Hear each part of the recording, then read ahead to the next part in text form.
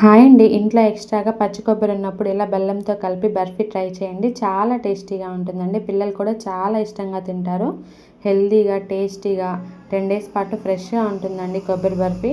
సింపుల్గా ఎలా చేసుకోవాలో చూసేద్దాం. మిక్సీ జార్లోకి సన్నగా కట్ చేసుకున్న కొబ్బరి ముక్కలు వేసుకొని కొంచెం బరకగా మిక్సీ పట్టుకోవాలండి. 1 కప్పు దాకా అయింది కొబ్బరి తురుమైనా పట్టుకోవచ్చండి.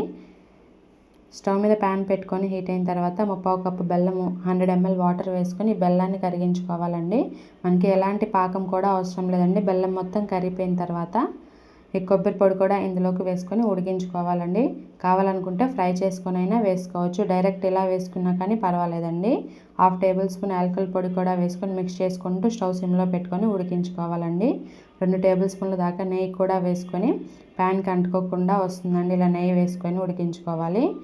మనకి ప్యాన్కి అంటుకోకుండా స్టిఫ్గా వస్తుందండి. మనకి పాకం ఏమీ అవసరం లేదు. చేతికి కొంచెం వాటర్ అప్లై చేసుకొని కొంచెం మిశ్రమాన్ని తీసుకొని ఇలా బాల్ లాగా ప్రిపేర్ చేసుకుంటే మనకు కరెక్ట్గా వచ్చినట్టుందండి. ఇంకా స్టవ్ ఆఫ్ చేసుకొని నెయ్యి అప్లై చేసుకున్న ప్లేట్లోకి వేసుకొని ఇలా చపాతీ కర్రతోటి రోల్ చేసుకోండి. నీట్గా ఇలా ట్యాప్ చేసుకుంటే కొబ్బరి బర్ఫీ రెడీ.